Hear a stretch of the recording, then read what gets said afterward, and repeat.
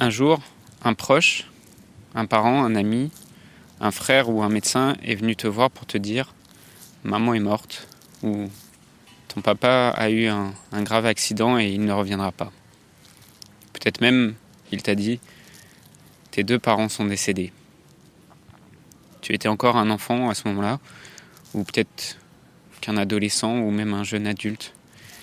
Et soudain, tout s'effondre.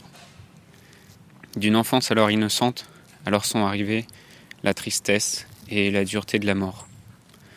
Se sentir incompris des autres, isolé et seul. Et ça impacte encore ta vie aujourd'hui. Je suis passé par ces moments et j'aurais beaucoup de choses à te partager. Je m'appelle Johan. Aujourd'hui, quand j'enregistre cet épisode, j'ai 31 ans.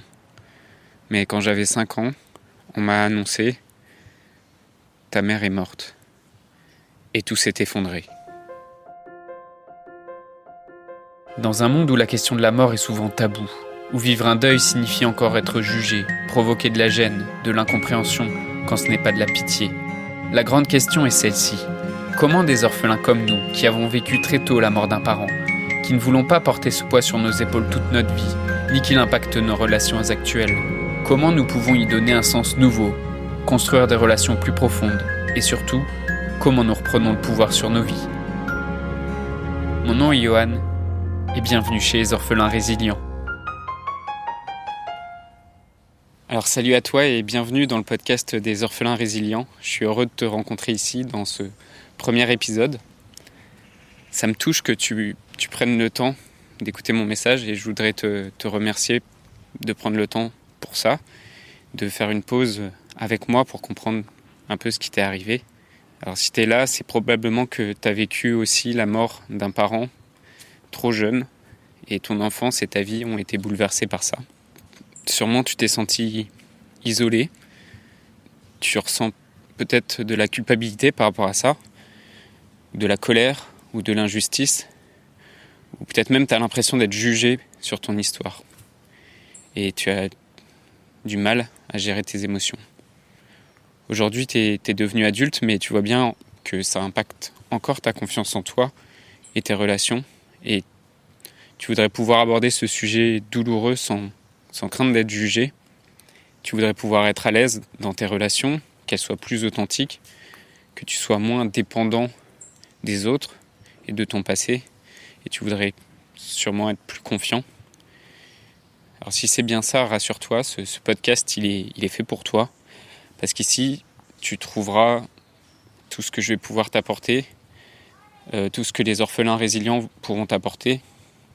Donc des témoignages d'orphelins qui ont traversé les mêmes épreuves que toi, du soutien, bien sûr, de la bienveillance, de l'empathie, de la patience, des exemples de courage d'orphelins qui ont traversé ces mêmes épreuves, de l'humour aussi. Je pense que c'est important, même dans un sujet aussi grave, de pouvoir garder de l'humour. On aura aussi des conseils de spécialistes, de psychologues, des témoignages d'artistes. Et j'aimerais aussi qu'on fasse des pauses ou des respirations, parfois des méditations. Et bien sûr, je te partagerai aussi mes lectures, les films et les découvertes que je fais sur ce sujet des orphelins et plus globalement aussi sur le sujet du deuil. Comme je te le disais tout à l'heure, j'ai 31 ans aujourd'hui et c'est un moment un peu spécial en ce moment pour moi parce que quand j'enregistre cet épisode, on est au mois d'octobre et j'ai perdu ma mère quand j'avais 5 ans. Elle est morte fin septembre 1995. Donc pour moi, le mois d'octobre, c'est vraiment un mois qui est lié au début de ce deuil, quand j'étais encore petit garçon. Elle est morte d'une maladie génétique qui s'appelle la mucoviscidose. Bon, je te raconterai un peu plus cette histoire dans les prochains épisodes. Mais à partir de ce jour, en fait, j'ai eu le sentiment d'être quelqu'un de différent. De parfois être isolé, de manquer de quelque chose. Et surtout que personne d'autre pouvait comprendre ce qui se jouait en moi. Comme si on m'avait volé mon innocence. J'étais mal à l'aise avec les relations. Et j'ai beaucoup pleuré, forcément. Pour moi, c'est important de te partager tout ça. Parce que, en fait, quand j'avais 5 ans, j'aurais aimé avoir un adulte, un orphelin qui soit devenu adulte et qui puisse m'écouter et surtout qui puisse me dire aussi sa propre expérience. Et donc je voudrais que tu saches par rapport à tout ça que d'abord t'es pas tout seul, qu'il existe d'autres personnes qui peuvent te comprendre, que des orphelins, j'en rencontre beaucoup et qu'ils ont aussi traversé souvent les mêmes difficultés, les mêmes épreuves. Et surtout, ce que j'aurais aimé qu'un adulte me dise quand j'étais petit, c'est qu'en fait, au bout d'un moment, tu peux y trouver un sens, ou en tout cas apaiser la colère et reprendre le contrôle sur ta vie. Quand je suis devenu adulte, j'ai eu la chance de croiser quelqu'un qui m'a fait comprendre ce qui se jouait en moi. J'ai eu la chance qu'il m'explique que en fait, il y avait moyen non pas d'oublier ce qui t'est arrivé ou de cacher ça, mais de le transformer pour être meilleur en fait. Et qu'il y avait des outils et des méthodes pour ça. J'aurais aimé rencontrer forcément cette personne plus tôt et qu'elle m'explique ce qui m'arrivait et comment ça allait se passer la suite et comment je pouvais faire pour le dépasser. Et aujourd'hui, j'aimerais bien être cette personne pour toi. Je ne te dis pas que le chemin sera facile, je ne te dis pas que ça sera court ou même que ça sera long, ça dépend vraiment de toi. Et ce qui est sûr, c'est que je ne peux pas te promettre de retrouver qui tu étais avant de vivre ce deuil, parce que ça, c'est impossible. Mais ce que je peux te dire, c'est que tu t'apprendras à apprivoiser ta nouvelle vie et que, que c'est important de garder de l'espoir. Et en tout cas, je pense, je voulais aussi t'apporter beaucoup de soutien par rapport à ça. Voilà, si ce que je te dis te parle, si ce que je viens de te raconter, ça te touche, peut-être t'aimerais aussi en parler avec moi. Et c'est pour tout ça que j'ai décidé de créer ce podcast et aussi le groupe Facebook des orphelins résilients, dont la mission c'est de soutenir les orphelins, de les aider à se transformer, à se révéler et travailler particulièrement sur la question des relations. Et je crois que, pour finir sur un mot sur vraiment ce qui m'anime par rapport à ce podcast, je crois qu'on apprend beaucoup de la vie en étant triste en fait.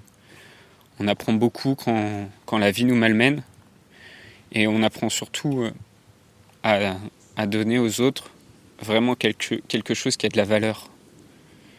Et les moments tristes, les moments les plus bas et difficiles de nos vies, c'est aussi ceux où on est le plus profondément connecté à notre humanité. Et donc je crois que les orphelins, en fait, ils ont tout ça à apporter aux autres. Et qu'au lieu d'en avoir pitié de cette douleur, il faudrait qu'on soit capable de l'accueillir et qu'on soit capable de leur rendre aux orphelins du pouvoir. Et moi, personnellement, j'ai réalisé que j'avais parti une grande partie de mon enfance et même de ma vie quand j'étais jeune adulte à nier que j'étais orphelin et à prétendre que j'avais une enfance comme tout le monde, que j'étais pas passé par cette expérience de vie qui est si particulière.